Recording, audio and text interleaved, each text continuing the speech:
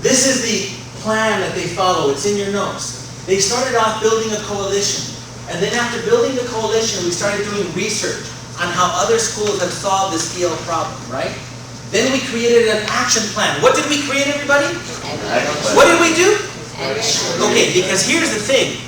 There's a lot of places that collaborate, but there's no action plan that comes after the collaboration. In other words, what are you going to do as a result of your conversation? There are so many times where schools get together, they have a nice collaborative session, and then say, darn, it's Friday, and I got to make TGIF. We'll see you guys later. And then Monday rolls around, and the energy's gone.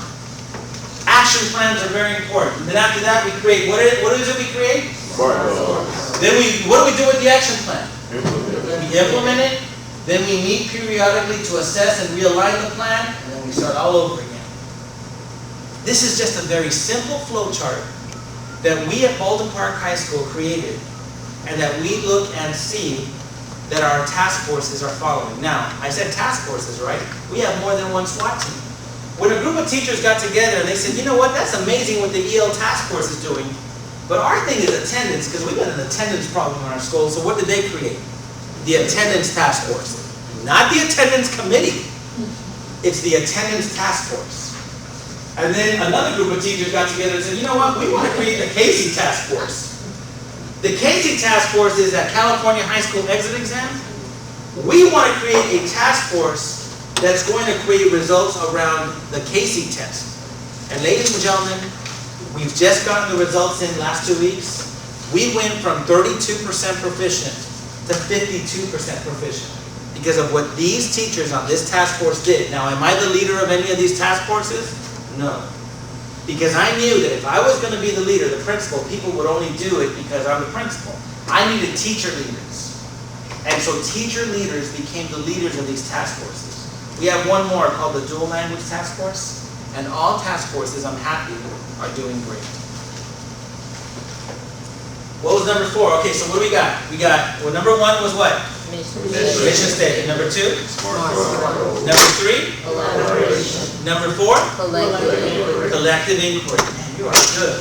Number 5, we learned the importance of an intervention coordinator, and I only have 10 minutes left, so please excuse me as I fly through this, right? Okay. So, an intervention coordinator, someone who was going to watch the data, who was going to watch to see who is failing and who's not. Now, you'd like to think that counselors are responsible for that, right? But there's a lot of red tape that our counselors have to deal with. We wanted just one person who was going to watch things very clearly and create a systematic way of responding when kids weren't learning. So we created what's called an intervention coordinator. There's Chris Silvas. He was the first one, and this is my beautiful Shauna Egan's. She is now the current intervention coordinator. An amazing, amazing person. She looks at data, she pinpoints who the kids are that are not passing their classes, who are not learning, and then she creates a systematic way of making sure that everybody in the school is responding to this. Now, one of the things you need to know as part of a professional learning community, and Solution Tree actually has a group that goes around talking about how to create a pyramid of intervention. Something that all kids get, but as more and more kids, or less and less kids do not learn, then that becomes a pyramid because you have less kids not learning up here, but you have specific strategies for those kids. So we started playing with it a little bit. We started looking at all the things that we can do to address kids that weren't learning. And one of the things the kids told us is, we just don't know when we're failing. So that was easy. You know what, teachers, make sure you post your grades at least every 3 weeks to inform students about progress. Teachers should speak directly to students who are not meeting our academic expectations. After 3 weeks, teacher conferences with students. After 3 more weeks, teacher conferences with the parents, and then after that it becomes someone else's responsibility as well. So we created a pyramid of intervention that started with the teacher, then followed up with the counselor, and then ended up on my desk at the end. It's after all these things that we did, you weren't willing to turn it around, or you couldn't turn it around, then it became my problem. And I started meeting with you. Now we have 2,400 kids at our school.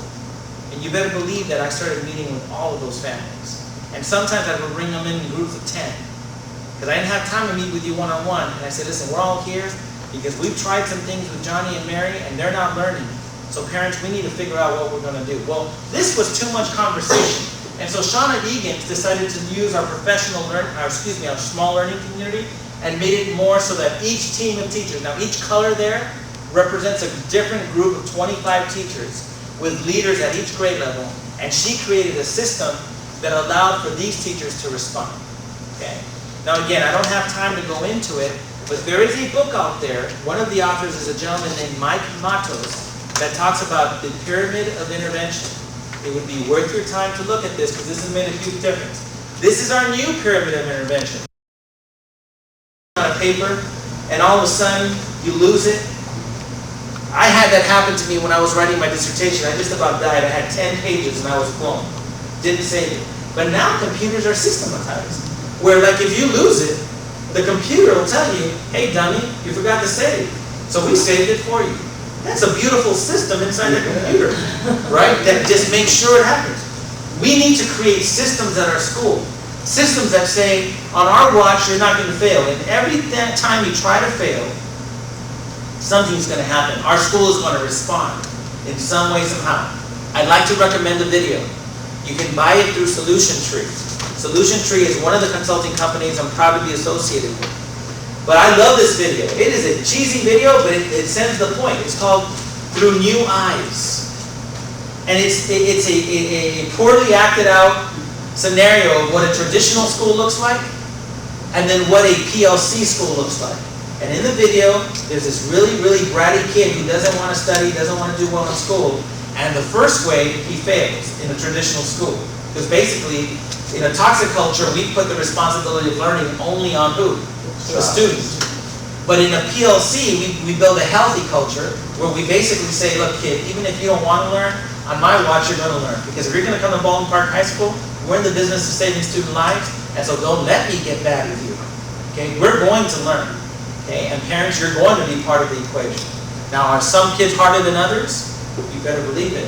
There's a lot of issues some of these kids are facing. But the bottom line is, on our watch, you will pass. So this is a little bit about, now get this. Here's one thing that I'm really proud of. Tell me if this isn't amazing. The guided study course at Baldwin Park High School. Now this is a course where we worked with our middle schools. Now you guys can work with your elementary schools to identify kids who are already on the track toward failing. What's the best way to rid the body of cancer? It's to never get it, right?